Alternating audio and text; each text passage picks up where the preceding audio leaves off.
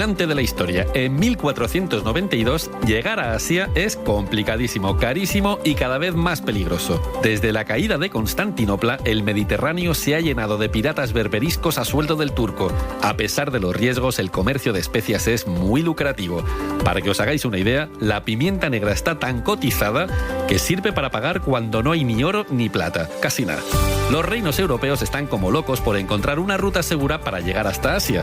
Todo el mundo sabe que el primero que la encuentre se llevará el gato al agua. Aunque en las universidades y en los monasterios todo el mundo da por hecho que la Tierra es redonda, a estas alturas todavía hay mucha gente que piensa que la Tierra es plana. Además, los marinos están convencidos de que el Atlántico está lleno de monstruos marinos. De vez en cuando aparecen tentáculos de 13 metros de pulpos gigantes.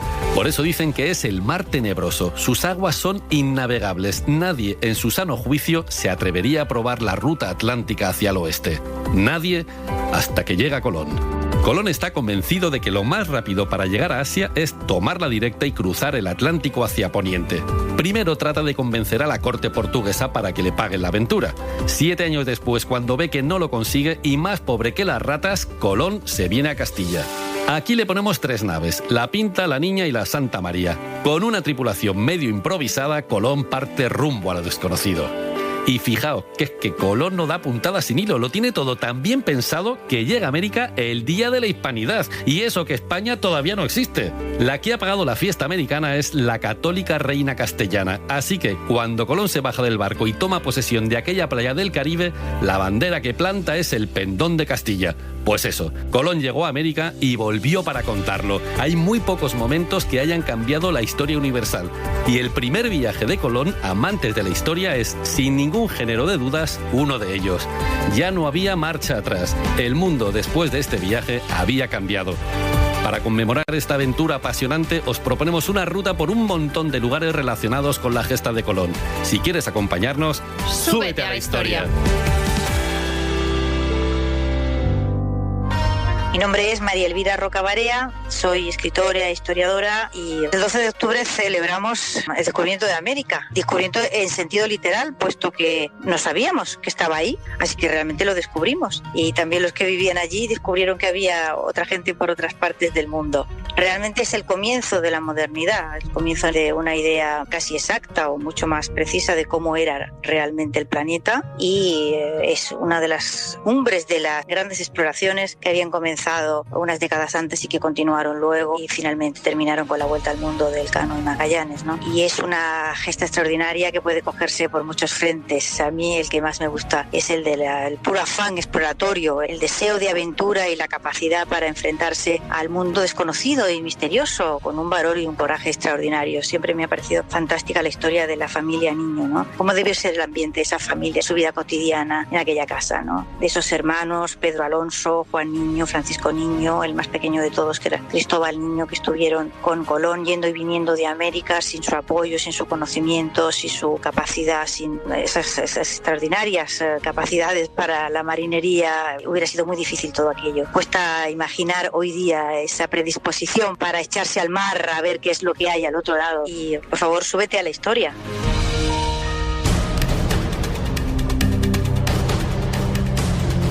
Hay tradiciones que dicen que en lo alto de una colina, allá donde los ríos Tinto y Odiel se juntan antes de desembocar en el Atlántico, había una cueva que ya era sagrada en tiempos de Tartesos y estaba consagrada a una diosa infernal guardiana de las puertas del infierno. Más tarde los fenicios se montaron aquí un chiringuito para traer sus barcos vacíos y llevárselos a Tiro cargados de minerales. A este lugar sagrado lo llamaron Rus Baal, la colina de Baal. Y hay quien dice que aquí celebraban sacrificios humanos. También se dice que los griegos levantaron un templo en honor a Perséfone, diosa de los infiernos, y que para asegurar las cosechas siguieron celebrando sacrificios. Todo parece indicar que la cueva, el templo y la colina estaban en el mismo lugar donde hoy se levanta el monasterio franciscano de Santa María de la Rábida. Aquí empezamos nuestra ruta colombina, como no podía ser de otra manera, porque como dice una placa que hay en la entrada, La Rábida es el lugar donde se engendró el Nuevo Mundo. Fue el primer lugar al que vino Colón cuando llegó a Castilla. Aquí le echaron una mano con su proyecto, aquí le dieron un empujoncito para conocer a Isabel la Católica y aquí le presentaron a los hermanos Pinzones, que eran unos marineros. Aquí murió y aquí está enterrado Martín Alonso Pinzón, codescubridor de América. Y aquí vinieron también, después de conquistar imperios en las Indias, Hernán Cortés y Francisco de Pizarro. Por todas estas cositas, la reina regente María Cristina II vino aquí a celebrar el 4º centenario del descubrimiento. Y en la sala capitular del monasterio decretó que desde ese día, todos los 12 de octubre serían la fiesta de la nación española.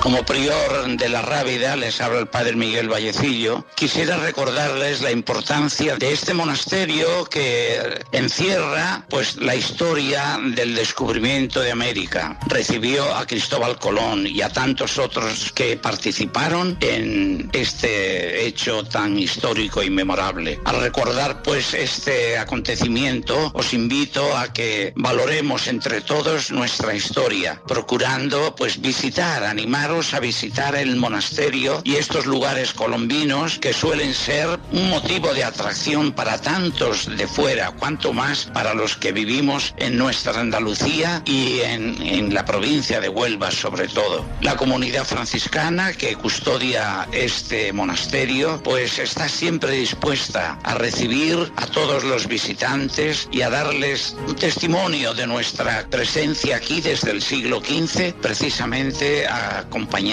a tantos y tantos que visitando este monasterio han encontrado aquí acogida y comprensión. Súbete a la historia.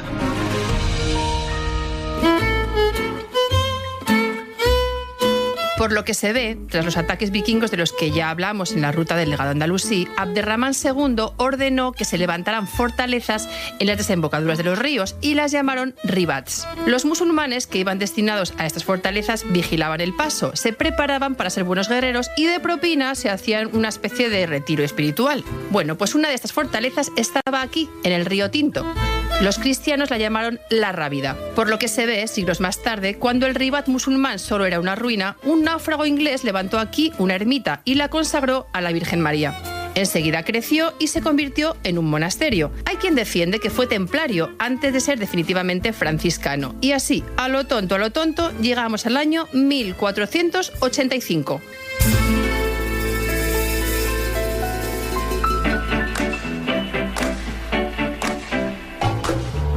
1485, Colón y su hijo Diego, un niño de 6 o 7 años, llaman a la puerta de Santa María de la Rábida, un monasterio franciscano famoso entre los marinos por su generosidad y su hospitalidad.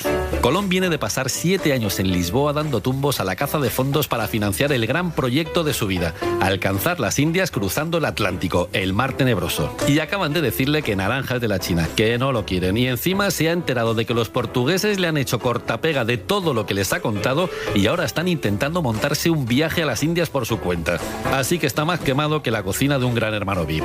Y cuando llega a la Rábida parece un pordiosero genovés o corso o catalán o vaya usted a saber de dónde es, que pide un trago de agua y un pedazo de pan para su pequeño. Además de darle pan para su hijo, los frailes le cobijan. Aquí dentro de los claustros de este monasterio, Colón conoce a Fray Juan Pérez y a Fray Antonio de Marchena, 2 ratones de biblioteca gafapasteros con cierta influencia en la corte. Colón les come la oreja con su proyecto y los frailes flipan en blanco nuclear. Le dan todo su apoyo, mueven unos hilos y hacen un par de llamadas hasta que un buen día le dicen: Solucionado, Cristóbal, te vamos a presentar a una amiga. La amiga se llama Isabel y es la reina de Castilla. Todavía no es la católica, pero ya es famosa en toda la cristiandad por su cruzada contra los moros de Granada. Así que Colón, con su piquito de oro, va a ver si consigue convencer a Isabel de que se rasque el bolsillo castellano para pagarle las primeras vacaciones al Caribe de la historia. Así que, como veis, los frailes de este monasterio jugaron un papel fundamental durante los preparativos de aquel primer viaje de Colón. Sin ellos, es bastante probable que la historia de la humanidad hubiera sido diferente. Soy Rafa Blanco, guía del Muelle de las Carabelas. Aquí en este lugar se puede visitar las 3 réplicas de la nao Santa María y las carabelas Pinta y Niña, embarcaciones que acompañaron a Cristóbal Colón en esa primera expedición colombina, que el resultado fue la creación de una ruta maravillosa entre Europa y América. Aparte de estos barcos, podéis acceder también a una sala de proyecciones donde ver durante 20 minutos una recreación de ese primer viaje. También tenéis una sala exposición con mucha información sobre los 4 viajes que llegó a realizar Cristóbal Colón a América, biografía de los personajes más importantes y bueno, y un poquito el contexto histórico de la navegación del siglo XV y del proyecto colombino en sí. Además, en exteriores pues podéis visitar el barrio medieval, que es una recreación del puerto de Palos a finales del siglo XV, lugar de salida de la expedición, así como alrededor de la dársena también se ha reproducido la isla de Guanahani, donde llegaron el 12 de octubre en aquel mismo año. Invitados quedáis, súbete a la historia.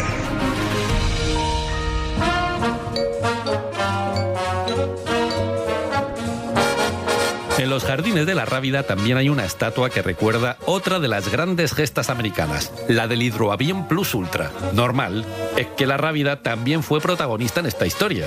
Antes de ponerse en marcha, los 4 españoles que tripularon el Plus Ultra se vinieron aquí a oír misa. Aquí estaban el comandante Ramón Franco, hermano pequeño de Francisco Franco, el capitán Julio Ruiz de Alna, el teniente de navío Juan Manuel Durán y el mecánico Pablo Rada. Los 4 salieron del puerto de Palos montados en un hidroavión y llegaron a Buenos Aires. ¿Cómo os quedáis? Que a lo mejor estáis pensando, ¿y esto qué tiene de heroico? Pues nada, solo era la primera vez que alguien estaba tan loco como para conseguir cruzar el Atlántico con un solo avión. Otros lo habían intentado antes, pero fracasaron. A ver, eran los años 20 del siglo pasado, la edad de oro de la aviación. Los chicos del Plus Ultra tardaron 19 días en cruzar los más de 10.000 kilómetros que separan las dos costas, y lo hicieron en 7 etapas y en menos de 60 horas de vuelo. Toda una proeza para la época. La expectación que despertó aquel viajecito fue total. Todo el mundo estaba pendiente del transistor. Aquello fue un culebrón radiofónico, un Masterchef Celebrity del aire. En Buenos Aires colocaron altavoces por toda la ciudad para retransmitir el viaje. Y dicen que Alfonso XIII no se despegó de la radio en ningún momento. No era para menos. Primero, pillaron a un periodista viajando de polizón. Luego, cuando parecía que todo estaba saliendo a pedir de boca, se desató un vendaval que destrozó la hélice trasera. Se les perdió la pista durante horas, cundió el pánico, la gente se puso de los nervios y se llegó a temer por la vida de nuestros héroes. Pero estaba todo controlado. El mecánico Pablo Rada no se lo pensó 2 veces y reparó la hélice en pleno vuelo. Cuando llegaron al otro lado del charco, todo el mundo en Buenos Aires salió a la calle para ver aterrizar el avión. La prensa se volvió loca. Sería ciertamente imposible imaginar un espectáculo más grandioso de multitud humana. Hasta Carlos Gardel les dedicó un tango, La Gloria del Águila. Alfonso XIII le regaló el Plus Ultra a la Armada Argentina. Allí sirvió como avión correo hasta que se jubiló y se retiró a un museo en la ciudad de Luján, Argentina. Y ahí está todavía. Mi nombre es Manuel Sánchez, guía del Parque José Celestino Mutis en el entorno del paraje de la Rábida en Huelva. Su presencia aquí, en la Rábida, está justificada por la relación indiscutible de este lugar con América. Este parque está dedicado a la flora de los 5 continentes, aunque su gran mayoría es flora americana, ya que Celestino Mutis estuvo estudiándola allí en el siglo XVIII durante más de 30 años. En el parque aprenderás cosas interesantes sobre plantas que se trajeron de allí. Podrás ver desde la majestuosa palmera real cubana hasta especies que Celestino Mutis plasmó en las más de 6.000 láminas de dibujos que se realizaron durante su trabajo. Miles de visitantes han disfrutado de paseos entre cascadas artificiales, árboles, plantas y esculturas que el parque alberga. Por eso, os invito a todos a que nos visitéis y así podéis disfrutar de este maravilloso lugar. Os esperamos aquí y súbete a la historia.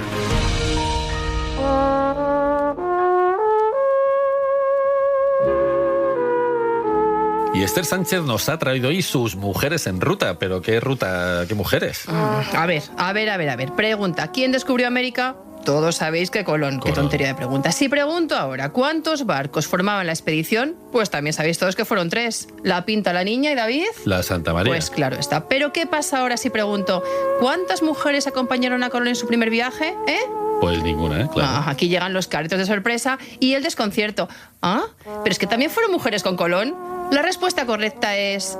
Pues mira, que no se sabe. No hay suficientes datos de uno de los viajes más trascendentales de la historia, pero lo más probable es que sí, que hubiera alguna mujer en este viaje. En el segundo viaje de Colón es casi seguro que hubo mujeres, aunque no hay datos concluyentes. Y parece ser que hay documentación que habla de unas 30 mujeres en el tercer viaje de Colón. Lo que pasa es que solo son un número, una estadística sin nombre y, por supuesto, sin biografía. ¿Cómo te quedas? Pues topicueto, 30 mujeres en América a esas alturas. Pues sí, como siempre, la historia oficial se ha olvidado de las mujeres. Qué raro, ¿eh? Qué raro. Se calcula que en el siglo XVI casi 1 de cada 4 personas que viajaron a América eran mujeres. una de cada 4. De los 45.000 colonos, colono arriba, colono abajo, unos 10.000 fueron mujeres. Oye, que ya son mujeres. Pues sí. Y a lo mejor te estás preguntando, bueno, o a lo mejor no, pero que yo me lo pregunto, ¿y por qué había tantas mujeres dispuestas a jugarse el pellejo para hacer las Américas? Pues no lo sé, ¿por qué? Pues te lo voy a explicar, que es fácil de entender. En esta época la mujer vivía supeditadita perdida al varón. Cuando dejaba de depender de su padre, pasaba a depender del marido. ¿Su lugar dónde estaba? En casa y con la pata quebra, que se dice. Buena esposa, madre cristiana, dócil, servil. ¿Qué os voy a contar? Afortunadamente había muchísimas mujeres que no tenían ni pizca de ganas de asumir ese rol. Y la mejor manera de salir del encierro familiar era coger un barco y ¡ale!, plantarse en las Indias. Una buena salida, sí. Era una salida. Y allí que se fueron, ricas y pobres, guapas y feas, religiosas y prostitutas, aventureras y labradoras, eso sí, todas valientes y hechas pa'lante. La más famosa quizás sea Inés Suárez, protagonista de Inés del alma mía, la novelaca de Isabel Allende, por cierto, muy recomendable. Muy recomendable. Pero también debería de sonarnos Catalina de Erauso, la monja alférez que dejó el convento, se vistió de hombre y se fue de soldado al Nuevo Mundo. Están también las 3 Marías. María Escobar, que fue quien llevó el trigo a América. Una buena contribución. Una buenísima contribución, claro. María Álvarez de Toledo, señora de Diego Colón y nieta del primer duque de Alba, que llegó a gobernar las Indias Occidentales mientras Diego andaba de pleitos colombinos. O María de Estrada, que naufragó en Cuba y acabó formando parte del ejército de Hernán Cortés y sobrevivió a la Noche Triste. Estas son las 3 Marías. Las 3 Marías. Personajazos. Sí, sí. Y ahora vienen las 3 Mencías, que también es un nombre bien bonito. Mencía Ortiz, una pionera que se echó unos socios, se compró un barquito, la Concepción, y fue a llevar y traer mercancías al Nuevo Mundo. Una emprendedora, ¿no? Una emprendedora total. Mencía de los Nidos, que tiene un nombre que, viendo que el ejército tocaba retirada ante el ataque de 6.000 mapuches, se colocó en medio de la plaza y se puso a gritar: «Señor general, si vuesa merced quiere retirarse, váyanse en buena hora, pero dejen que las mujeres defendamos nuestras casas». Muy bien, sí señora. Un carácter. Alonso de Ercilla y Zúñiga la inmortalizó en La Araucana. O bueno, aquí viene mi favorita, Mencía Calderón, la única mujer adelantada. Que me gusta a mí este nombre. Y dirás tú, David, ¿qué son los adelantados? ¿Qué son los adelantados? Pues mira, los adelantados, dices, los elegía directamente el rey para que le sacasen adelante un proyecto concreto. Adelantado, sacar adelante. Normalmente era muy difícil. O sea, cuando hay un marrón, el rey dice, tú, te lo vas a comer, y le nombra adelantado. Adelantado. Venga, qué difícil. Esto era. Eran cargos de confianza que había que ganarse. Y Mencía Calderón se lo ganó, y vamos que sí se lo ganó, cuando convenció a Carlos V para llevar adelante un plan. Mencía se quedó viuda mientras su marido preparaba una expedición que debía llevar a América a unas 100 familias y unos 300 jóvenes para fundar 2 ciudades, hombres y mujeres.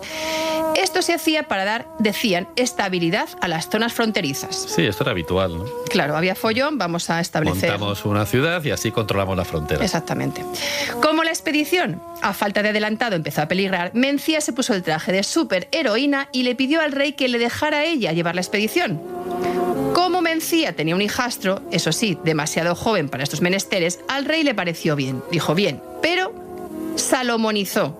Es decir, partió la expedición en 2 y le confió la mitad a cada uno. Me gusta esto lo de salomonizar, ¿no? O sea, salomonizar es que lo parte por la mitad, ¿no? Mitad para Diego, mitad para ella. Muy bien. Así que Mencía, con un par, se hizo responsable de un encargo real de 3 barcos y de mucha gente para fundar una ciudad. Y sin más tardar, se puso en marcha. Con Mencía viajaban sus 3 hijas y unas 50 mujeres más, algunas casadas, pero la mayoría casaderas. Por el camino, pues te puedes figurar, pasó de todo. Sufrieron muchísimas penalidades, tempestades, piratas, naufragios, 1. Cuando por fin consiguieron llegar a tierra, resulta que estaban en una isla de Brasil. Chungo, porque estaba prohibidísimo. Así que, ¿qué les pasó? Que los portugueses les trincaron y les enchironaron. Cuando les soltaron, mucho tiempo después, Mencía fundó el fuerte de San Francisco, que entonces estaba en la frontera con Brasil. Y hoy, convertida en São Francisco do Sul, es totalmente brasileña. La supervivencia allí fue una película de aventuras. Ataques de los indios, ataques de los caníbales, ataques de los portugueses, vamos, que no faltaban ataques. Cuando la situación se volvió insostenible, Mencía decidió salir por patas con quien quisiera acompañarla y tratar de llegar a Asunción, que estaba en el interior, que hoy queda en Paraguay.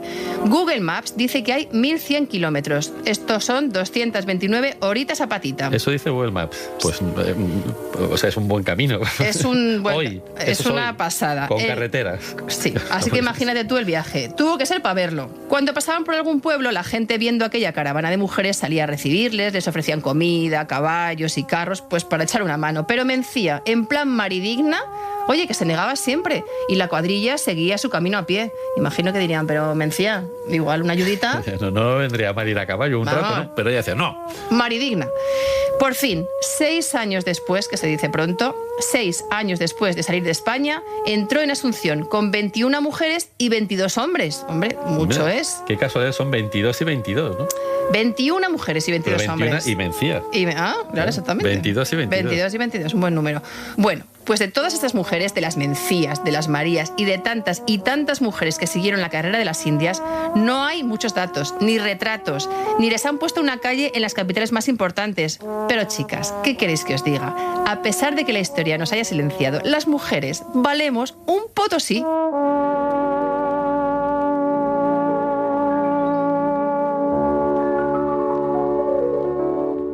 Soy Manuel Infante, presidente de una de las denominaciones de origen de vino más antiguas de España, concretamente las de vino y vinagre del Condado de Huelva. Hay una recreación muy bonita del puerto de Palos de la Frontera, donde se embarcaba el vino y otros víveres para los viajes de América.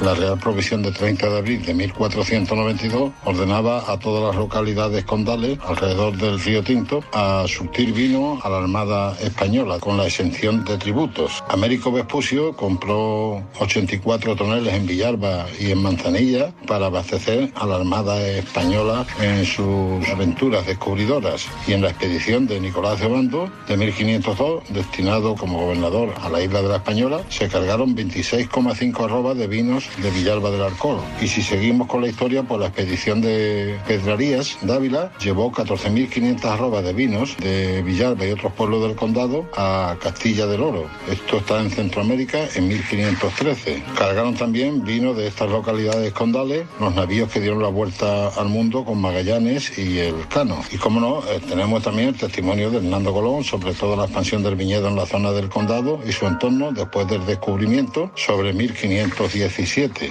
Y así se podrían seguir diciendo otras muchas actividades relacionadas con el vino del condado de Huelva.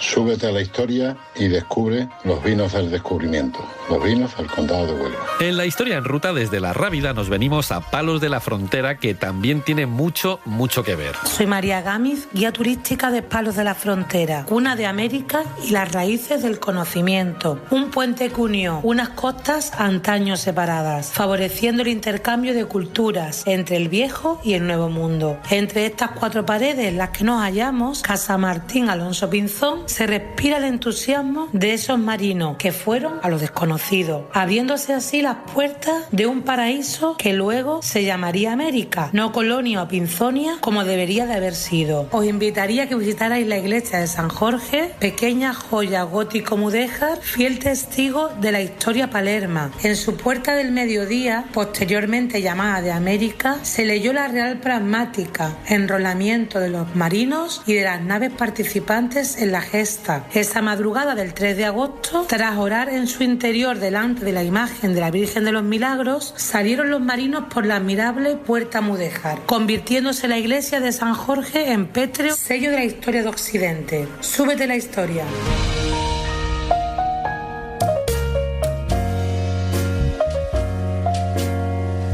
Palos de la Frontera entra en la historia colombina de la mano de los Reyes Católicos. Cuando Isabel empieza a ver claro que tiene que rascarse el bolsillo para pagarle la fiesta a Colón, Tanto Monta S.A. se compra la mitad de la villa de Palos con su puerto y todo. El mensaje está clarinete. La navegación del Atlántico queda bajo la autoridad de la corona. Es una manera, como otra cualquiera, de controlar las aspiraciones marineras de los nobles, especialmente del duque de Medina Sidonia. Por otra parte, todavía está vigente el Tratado de Alcazobas, que prohíbe a los castellanos navegar por tierras portuguesas. Esto afecta especialmente a los marineros de Andalucía.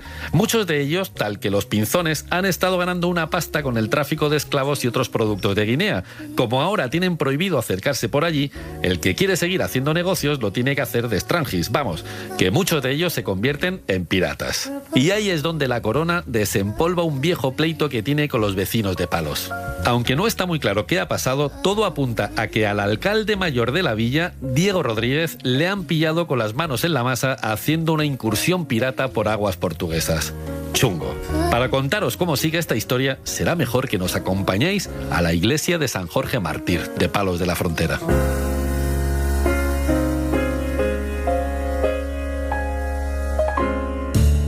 23 de mayo de 1492. Como manda la costumbre, la Junta de Vecinos de la Villa de Palos se reúne con el Cabildo en la plaza de la iglesia de San Jorge, a toque de campana.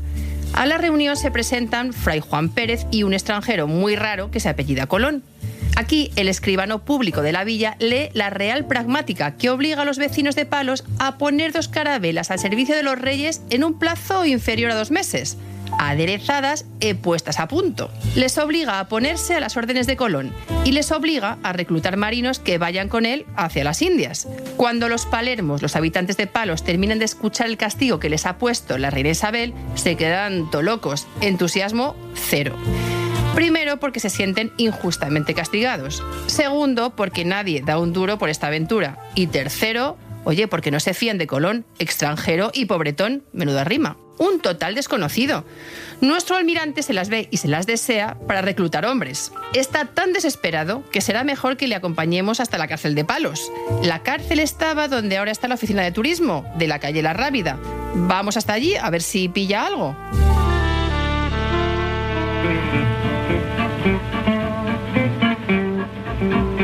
Colón, ya lo estamos viendo, tiene muy difícil reclutar marineros en Palos. A pesar de la orden real, a pesar de que no hay marineros que conozcan los secretos de la navegación mejor que los palermos, a pesar de que les va la marcha y tienen mucho callo en aventuras arriesgadas, a pesar de todo, nadie en Palos quiere alistarse en la empresa de Colón. Nadie. Es más, hay cierto cachondeo a su costa. Su aventura hacia el oeste, rumbo a lo desconocido, es sencillamente imposible. Los viejos lobos de mar de Palos creen que está nino nino, como un rebaño de cabras dentro de una lavadora. Colón está tan desesperado que le da por plantarse aquí, en la cárcel de Palos. Ha decidido reclutar delincuentes sacados directamente de la cárcel. A ver, que esto hay que explicarlo. Hasta hace poco esto de los presos era pura conjetura, pero ahora lo sabemos de verdad de la buena porque hay papeles que demuestran que después del primer viaje, los reyes indultaron al menos a 4 condenados a pena de muerte.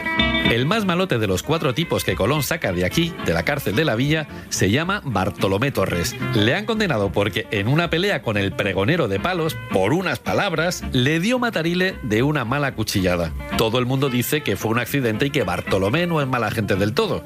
Los otros 3 condenados son los amiguetes de Bartolomé, que han diseñado un plan de fuga, le han sacado a lo bestia de la cárcel y se han escapado con él. Cuando les pillan, pues les aplican las leyes de la época, que viene a ser ponerles la misma condena que al preso fugado, es decir, pena de muerte. Vamos, que son presos, están condenados a muerte y tal, pero por lo que se ve, no es tan fiero el león como lo pintan, y Colón no es tan tonto de embarcar a matarifes, pendencieros y demás gente violenta. Se está jugando mucho. Al fin y al cabo es el primero interesado en que la aventura de las Indias le salga bien, y no quiere riesgos, pero necesita gente. Y entonces es cuando se abre el telón del segundo acto y aparece Martín Alonso Pinzón.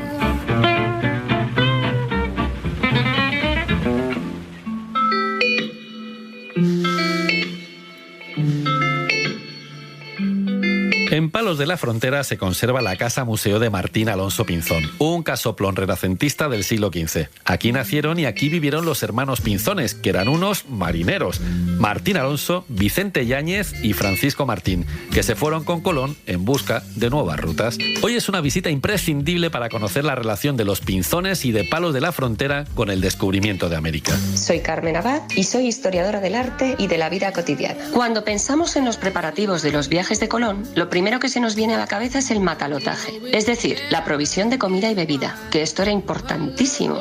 Pero aquellas naves que cruzaron el océano transportaban además muchos otros objetos que los marineros de entonces consideraban tan imprescindibles como los víveres. Por ejemplo, los peines o lendreras para quitarse los piojos, la auténtica pesadilla del marinero, y por supuesto los amuletos. Ningún hombre en su sano juicio se hacía a la mar sin un peine y unos cuantos defensivos. El más potente de todos ellos era el lignum crucis, es decir, el relicario que contenía, al menos hipotéticamente, un minúsculo trozo de la cruz de Cristo. Pero lo que más llamaría nuestra atención hoy en día es la cantidad de cascabeles de latón o azófar que Colón llevó en sus viajes. Hay que tener en cuenta que Colón pensaba que iba a llegar a las Indias Orientales y por esa razón se hizo con un buen surtido de baratijas para resgatar, es decir, negociar con los indios. ¿Cuáles eran estas baratijas? Peines, sortijas de latón, bonetes, pero sobre todo cuentezuelas de vidrio y y cascabeles. Al principio, los españoles las repartieron entre los indios para ganarse su simpatía, pero muy pronto se dieron cuenta de que podían sacarles mayor partido. De todos los resgates, lo que más apreciaban los indios taínos fueron los cascabeles, a los que pusieron un bonito nombre, chucchuque. Por eso, desde el segundo viaje de Colón, los españoles empezaron a cambiar los cascabeles por azagallas, por víveres y finalmente por oro. ¿Pero qué es lo que les podía gustar tanto a los indios de estos cascabeles? Para investigadoras como Eliana Cabrera, la razón podía ser de naturaleza musical. Hay que tener en cuenta que los indios ya usaban cascabeles en instrumentos o bien como complementos prendidos a sus cuerpos mientras bailaban. Pero los cascabeles precolombinos tenían un sonido apagado porque estaban hechos con frutos huecos rellenos de piedrecitas. Es lógico que quedaran impresionados por la potencia sonora de los cascabeles españoles y por el brillo del latón, que por cierto, a los taínos les recordaba el color del turey, del cielo. Si quieres vivir una travesía tan interesante como esta, súbete a la historia. En la historia en ruta nos venimos a Moguer, a orillas del río Tinto, muy ligada a este primer viaje de Colón y sobre todo patria chica de Juan Ramón Jiménez, que está presente en todas las calles de la ciudad, en las placas, en las estatuas y en la Casa Museo. Hola, soy Antonio Ramírez, director de la Casa Museo Juan Ramón Jiménez de Moguer. Si vienes a Moguer, tienes muchas posibilidades de encontrarte un pueblo que respira historia y poesía. Pero si vienes específicamente y te acercas a la casa del poeta, podrás encontrar muchas de las esencias fundamentales que dio pie a uno de los mayores escritores de la literatura española, al más grande de los poetas del siglo XX. La casa que podéis visitar en su pueblo, en la calle Nueva, es la casa que aglutinó todos los recuerdos de su infancia y de su adolescencia. Es la casa que el propio poeta eligió en los años 50, ya cercano a su muerte, para que se fuese el museo que en esencia representa todo lo que el poeta de Moguer es. Y hay curiosidades en esta casa, muchas. Se puede encontrar los rincones más exquisitos de lo que es un espacio de creación del poeta de Moguer. Y cosas curiosas como que en esta casa se desarrolla más de 20 capítulos de Platero y yo, que transcurre por aquí por sus estancias. Si vienes a la casa de Juan Ramón, ten en cuenta que te vas a encontrar con sus cosas más íntimas, con sus zapatos, con su vestido, con sus libros, con sus máquinas de escribir, en esencia todo lo que permitió crear al poeta. Si vienes a la casa de Juan Ramón, súbete a la historia en este pueblo grande.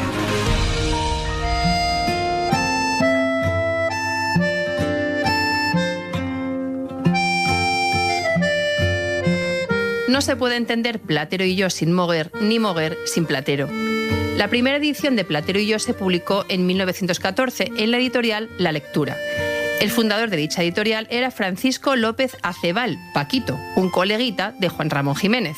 Paquito le ofreció publicar una primera edición de 3.000 ejemplares de los 63 primeros capítulos de Platero y yo, y a cambio le pagaría 500 pesetitas.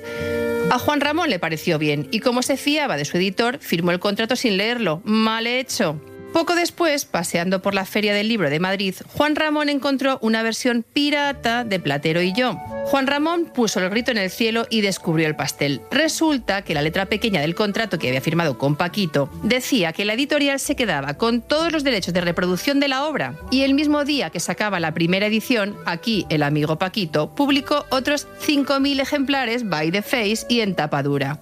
Encima, el muy cachondo había puesto en la misma fecha de impresión, 12 de diciembre de 1914, y se estaba vendiendo a tutiplén. Juan Ramón Jiménez decía que esta versión pirata era el otro tú de Platero.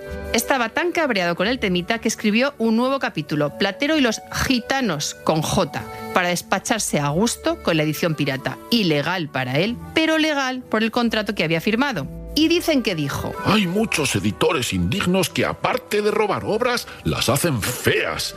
Lo que les perdono menos que el robo vil. Menos mal que el jefe de redacción de La Lectura, otro de los amigotes y este más bueno que el panaché, acabó rompiendo el contrato y mira tú, aquí paz y después gloria. Juan Ramón recuperó la propiedad del burrito peludo, pequeño y suave, y así pudo volver a él con un trotecito alegre que parece que se ríe en no sé qué cascabeleo. Si vienes a Moguer buscando los lugares colombinos, no puedes dejar de pasarte por el monasterio de Santa Clara. La abadesa Inés Enríquez era tía de Fernando el Católico y apoyó casi desde el principio el primer viaje de Colón. Nada más volver a Palos, Colón pasó aquí su primera noche, que ahora os contamos. Y sobre todo, Santa Clara tiene mucho que ver con una de las 3 carabelas, la Niña. El nombre oficial de la niña era Santa Clara, en honor a la patrona del monasterio de las Clarisas de Moguer. Si ha pasado a la historia como la niña es por el apellido de su dueño, Juan Niño. Se construyó aquí en el puerto de Moguer por los carpinteros de aquí y desde aquí se lanzó a la aventura americana del 92. Cuando se hundió la Santa María, Colón puso a la niña de nave capitana y en ella volvieron a España Colón, Vicente Yáñez y los hermanos Niño. Cuando iban por las Islas Azores les pilló la tormenta del siglo y estuvieron a punto de naufragar. Fue cuando Martín Alonso decidió intentar la escapada con la Pinta y dejó atrás a la niña. La cosa tormentosa estaba tan malamente que empezaron a temerse lo peor. Así que Colón tiró de fe y prometió peregrinar en romería al monasterio de Santa Clara como acción de gracias si sobrevivían a la tormenta. Este momentazo ha pasado a la historia como el voto colombino. Lo cierto es que Santa Clara no se lo puso fácil. Por culpa del tormentón, la niña se metió en aguas portuguesas, chungo, y tuvo que atracar en las Azores, chungo. Después de tener sus más y sus menos con las autoridades locales, tuvieron que salir por patas en medio del temporal, chungo. Llegaron como pudieron a Lisboa, chungo. Allí le estaban esperando con el hacha de guerra desenterrado. Después de haberle dicho que nones, a los portugueses les sentó muy malamente que Colón viniera a Lisboa a restregarles el éxito de su aventura, chungo. Le retuvieron, le interrogaron y tuvieron que soltarlo solo cuando la cosa trascendió y la católica Isabel amenazó con montarles la marimorena. Por fin, Colón volvió a Castilla sano y salvo y cumplió su voto. En cuanto llegó a Palos, se vino a Moguer a darle las gracias a Santa Clara por haberle salvado la vida. Luego, la niña Santa Clara estuvo en el segundo viaje de Colón y protagonizó muchas más expediciones a las Indias, hasta que un buen día desapareció sin dejar rastro y se convirtió en uno de los barcos más famosos de la historia. Y ahora vamos a saltar al otro lado del río Tinto para visitar un momentito Huelva. Como somos muy frikis, queremos visitar la estatua de Alonso Sánchez de Huelva, un onubense que podría haber llegado a América antes que Colón. El tipo que inspiró el viaje, el náufrago desconocido, el hombre del mapa. Bartolomé de las Casas dice que en la colonia de la Española se contaba que una carabela que iba hacia Flandes pilló una tormenta y se vio arrastrada hasta llegar al Caribe. Luego consiguieron volver a duras penas. Entre los que murieron allí, los que murieron por el camino y los que murieron nada más llegar a la isla de Madeira, solo hubo un puñado de supervivientes. Uno de ellos, el piloto de la nave, acabó en casa de Colón, que en aquella época vivía allí. Marinero como era, Colón le dio cobijo y el náufrago agradecido le fue contando todo lo que sabía de la ruta para volver a aquellas islas que habían dejado atrás. De las Casas termina su relato diciendo que tan cierto iba a descubrir lo que descubrió y hallar lo que halló, como si dentro de una cámara con su propia llave lo tuviera. Unos años después esta historia se va enriqueciendo con nuevos detalles. Lope de Gómara dice que unos decían que este tipo era andaluz, los otros que vizcaíno y otros más que portugués. Pero todos estaban de acuerdo en que murió en casa de Colón y que como era el piloto de la nave, le dejó las escrituras que había en la carabela. Medio siglo después, el inca Garcilaso de la Vega le bautiza como Alonso Sánchez de Huelva. Andando el tiempo le hacen tuerto y le hacen coleguita de los franciscanos de la Rábida. Y ya en el siglo XIX, cuando se inventan las mejores historias de la historia, Colón asesina a Felipa, su señora esposa, para que no se chive en modo cotilleo y evitar que todo el mundo acabe enterándose de su secreto. Lo cierto es que no hay datos que demuestren que Alonso Sánchez haya existido, pero tampoco hay datos que demuestren lo contrario. Lo que sí que se sabe es que antes de este primer viaje hubo otros visitantes europeos en el Caribe. De las Casas dice que los indios de Cuba decían que no muchos años antes que los castellanos habían llegado a esa isla otros hombres blancos y barbados. El proyecto de Colón hacía aguas por todas partes científicamente hablando, pero sabía algunas cosas, por ejemplo la distancia a la que encontraría aquella isla y la ruta de los vientos alisios que debía seguir para ir y la de la corriente del Golfo que debía seguir para volver. Es probable que este fuera el secreto que le contó a Fray Antonio de Marchena, su gran aliado. Y es probable que este fuera el secreto que le contó a Isabel la Católica y que por eso acabó pagándole el viaje. Alonso Sánchez también explicaría la extraña redacción de las capitulaciones de Santa Fe, en las que se menciona lo que se ha descubierto y no lo que se va a descubrir. En definitiva, Alonso Sánchez es un gran misterio de la historia de España y un gran misterio de la historia de ese primer viaje de Cristóbal Colón.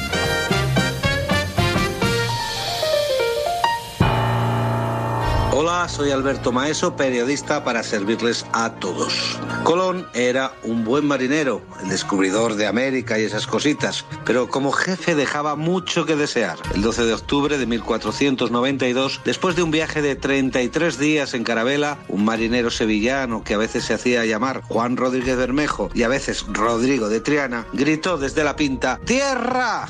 Acababa de ver la isla de Guanajaní. Mario Alonso Pinzón, el capitán de la Pinta, hizo las comprobaciones oportunas, felicitó a Juanito y avisó a las otras dos naves. Todos se pusieron como locos. ¡Ale! Ahí, a tirar la casa por la ventana. Venga a sacar la cubertería buena, venga a descorchar botellas del mejor champán, venga a abrir las latas de caviar. No era para menos. Había llegado a buen puerto por fin. Y el más animado de todos era Juanito, el que había dado el aviso, la voz de alarma, porque Isabel la Católica había prometido una recompensa nada menos que de 10.000 maravedíes al primero que viese la costa y lo anunciara. Pero ya se sabe que la alegría dura muy poco en casa del pobre. Y Colón dijo que nasti de plasti, que él la había visto primero, que la recompensa real se la había ganado él, porque decía que había visto una luz unas horas antes, pero como no estaba seguro, pues no quiso decir nada para no liar la parda. Ya ves. La moraleja de esta historia es que Colón era un tipo tirando a bastante mezquino, capaz de robarle la recompensa a uno de sus hombres, porque aunque Colón tuviera razón y de verdad de la buena hubiese visto aquellas luces, vaya usted a saber, pues hombre, estas cosas no se hacen, y menos a un trabajador de tu equipo. Colón empezaba con muy mal pie su cargo de gobernador, y claro, así le fue. Súbete a la historia. Por fin, ese 3 de agosto de 1492, cuando Colón ya tiene sus 3 carabelas, cuando ya tiene su tripulación, por fin se lanza a la aventura. Y para contarnos este periplo, esta singladura, creo que se dice, nos acompaña Kiko Tarongí, que es periodista, presentador de Aquí en la Tierra los domingos y sobre todo es aventurero y es un navegante, vamos, casi a la altura de Colón. ¿Qué tal, Kiko? Buenos días, casi. Bienvenido. Mira, voy a empezar con una mosca poco ahí. Singladura es lo que navegas en 24 horas. Ah, eso para es que la la gente lo singladura. sepa. Eso está muy bien. Sí, porque a veces se dice singladura y se atribuye singladura a un viaje que puede durar meses y no es exactamente eso. La ¿Y cuando singladura dura meses? Lo que, no, es un viaje. Ah, es un viaje. Un viaje. O sea, es Colón un pedazo de viaje. Un viaje, ¿no? Hizo un viaje, sí, de maravilloso. 33 días, ¿no? 36 días. Sí, cruzó el Océano Atlántico en un tiempo bastante récord para la época. Los barcos que salen ahora mismo de Canarias en el mes de noviembre suelen cruzar el Atlántico en 22, 23 días. Estamos hablando de barcos hechos hoy, que son de fibra de vidrio o de carbono, son modernos, pero navegan muy rápido. ¿Te refieres a barcos de vela? Barcos de vela, sí, no, de vela, perdonad, de vela. Es que eso no, claro. De vela. Hablando de Colón, a mí me gusta hacer hincapié siempre, para empezar, en la fecha en la que partió, agosto. Es el peor momento para cruzar el Océano Atlántico. Pasa que estos tipos no lo sabían. Entonces en agosto es estás en mitad de la temporada de huracanes en el Océano Atlántico. La temporada tradicionalmente comienza el día 1 de junio y termina el día 30 de octubre. Entonces, justo, ¿no? Por eso todos los barcos de vela que actualmente cruzan el Océano Atlántico parten a partir de ese mes de noviembre. ¿Y esto mal ojo? ¿Cómo fue esto? Porque ellos no sabían esto, no tenían conocimiento de este tipo de estadísticas. Y tuvo mala suerte también, que menudo y además cálculo. también te digo yo una cosa, después de estar 7 años intentando convencer a los reyes católicos para hacer el viaje, una vez que te dicen que sí, más 7 en Portugal, una vez que te dicen que sí, más los de Portugal. Cuando te dicen que sí, te lanzas en agosto cuando sea, no vas a esperar a noviembre, no va a ser que se arrepientan y me quiten la pasta y los barcos. Y entonces enfilan hacia Canarias y cuando llegan a Canarias ya se encuentran con las primeras reparaciones de la niña, pues que ha sufrido daños en la jarcia, en lo que es el velamen, y se tiran un buen tiempo hasta que vuelven a partir de nuevo el día 6 de septiembre. Es un viaje que en sí mismo no es tan complicado si no fuese por el desconocimiento que había en la época de lo que se iban a encontrar más allá, porque no sabían realmente dónde iban, porque querían ir a Japón, al Zipango, pero realmente iban muy desencaminados. Pero lo que es la travesía en sí misma no tuvo demasiadas dificultades más allá de la entrada en el Mar de los Sargazos. ¿Qué es exactamente el Mar de los Sargazos? El Mar de los Sargazos es una zona del Océano Atlántico en el que se producen muchas calmas y además se generan en la superficie marina una serie pues como de algas, aquello parecen huertas marinas, y eso atrapa prácticamente a los barcos, los hace avanzar muy muy despacio. Además es que se junta con que es una zona en la que prácticamente no se dan vientos. Hoy en día los que cruzan el Océano Atlántico normalmente no parten desde Canarias directamente hacia las Bahamas, sino que bajan un poco más hacia Cabo Verde, o hacen la mitad de la distancia entre las Canarias y Cabo Verde, y llegados a ese punto entonces se dedican a navegar hacia el oeste para plantarse en América. Pero en aquella época tampoco había ese conocimiento. Claro, además se quería evitar el seguir bajando hacia Guinea, que eran al final zonas portuguesas, y bueno, al final chungo. Estaba prohibido. No querían líos. No se puede ir por ahí. No querían líos. Entonces, cuando llegan al Mar de los Sargazos, se quedan ahí atrapados entre algas. Ahí están 3 o 4 días. Se produce una especie como de pseudomotín. Colón asegura que quedan muy pocos días para llegar.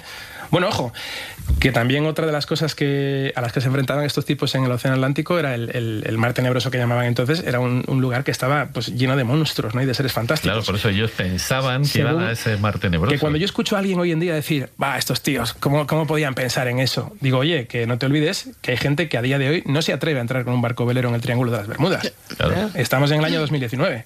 Entonces, que tampoco contextualicemos las cosas, ¿eh? O sea, estos miedos estaban bastante fundamentados en aquella época en las que había tantísimo desconocimiento. Y entonces, llegan a América. Llegan a América. Bueno, hay muchas más cosas que tenemos. Hay más cosas. Cristóbal Colón, él cuando hablaba de distancias pensaba que entre Canarias y Japón había 2.500 millas, cuando en realidad hay 10.600. Si ellos hubiesen conocido este dato, el dato real, o sea, lo que realmente, digamos, la distancia que hay realmente entre Canarias y Japón, suponiendo que encima no hubiese un continente en medio que te impidiese el paso, jamás habrían emprendido este viaje. No existían barcos en la época para hacer 10.600 millas en mar abierto sin tocar tierra. De hecho, en travesías largas los alimentos se podrían, el agua se echaba a perder, la galleta se descomponía y las ratas y los orines de las ratas pues, tomaban la embarcación.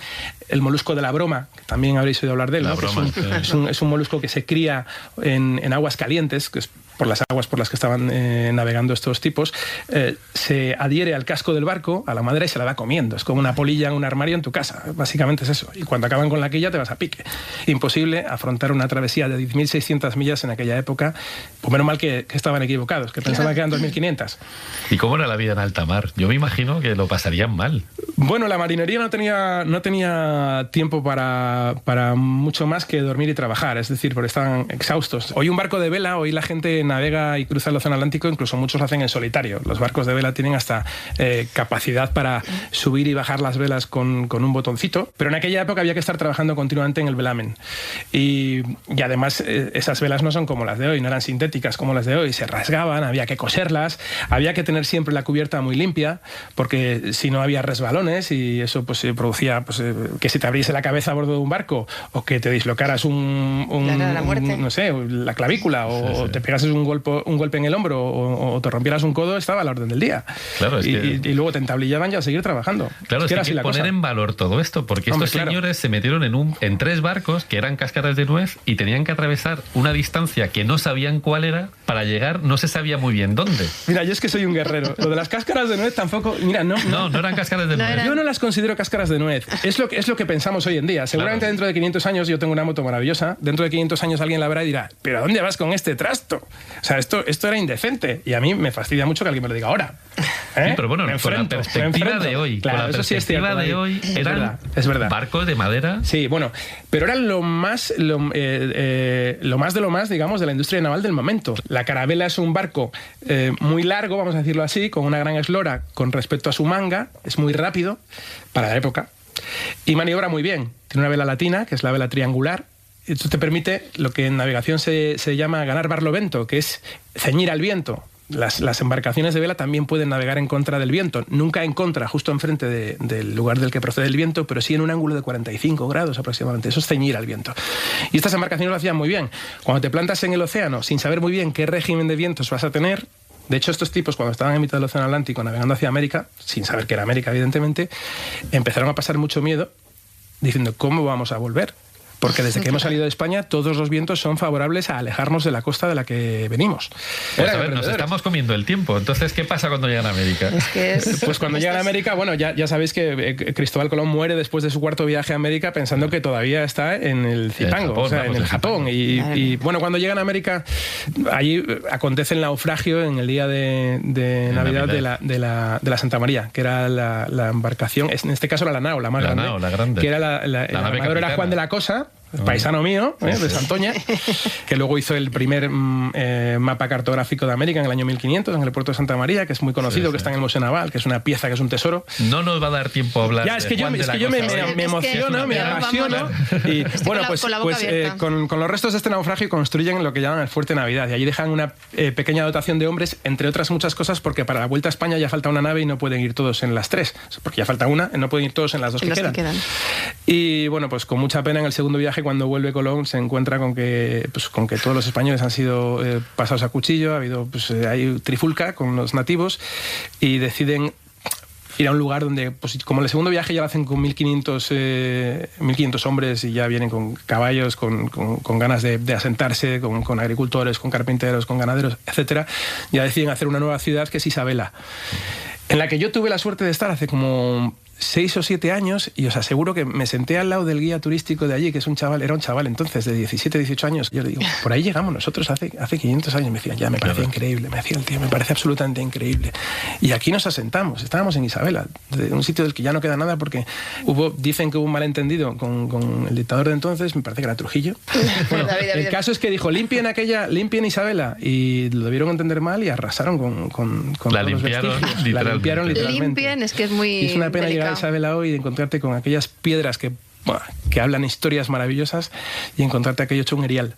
Pero el sitio es un enclave fantástico. Pues con esta imagen efectivamente de los piececitos nos tenemos que despedir, Kiko. Muchísimas gracias. Muchísimas gracias por acompañarnos. Qué discurso tan genial tienes, Kiko, gracias. Me enrollo mucho. No, maravilloso. Muchas gracias. Gracias a vosotros. Un abrazo. A los oyentes, un abrazo. Soy Santi Villas, periodista de radio, televisión, y a partir de ahora, pues de la historia. Os quería explicar que Colón, pues la verdad es que lo pasó muy malamente para organizar su primer viaje a las Américas. Se rieron de él, le hicieron la vida imposible, le ningurearon, le llamaron loco, intentaron robarle la idea. Bueno, pobrecito, de todo menos bonito. Fatal, pero fatal. Luego, eso sí, cuando volvió sano y salvo, Colón se convirtió en el hombre del año en Europa. Y los que se habían reído de él, pues nada, se jactaron de montar más araos en su honor que Arola Flores. En una de estas fiestuquis, el típico cantamañanas quiso, aguarle la fiesta. Le dijo, no sé qué mérito tiene esto de llegar en barco hasta las Indias. Eso puede hacerlo cualquiera que navegue hacia el oeste.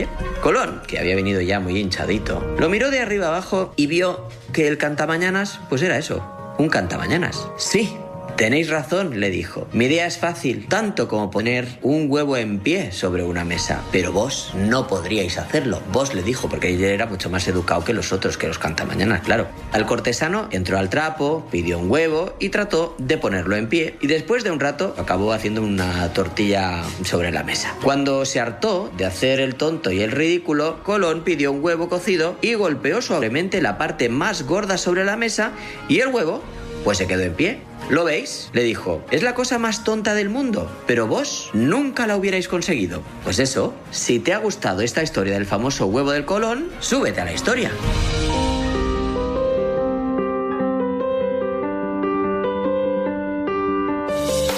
Y esto no da para más. Juan Arana se ha puesto su traje de bucanero y está lidiando como puede con este despropósito de las ondas del mar.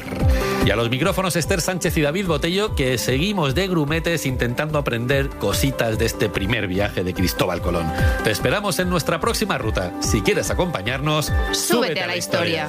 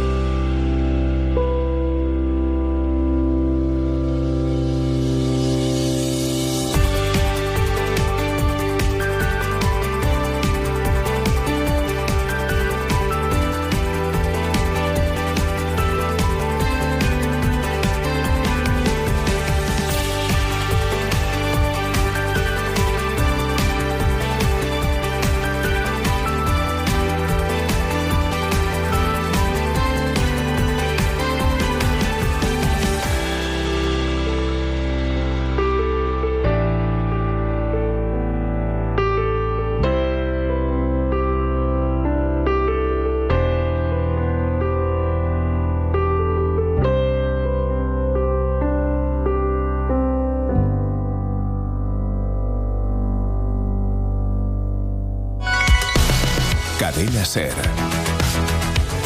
El poder de la voz.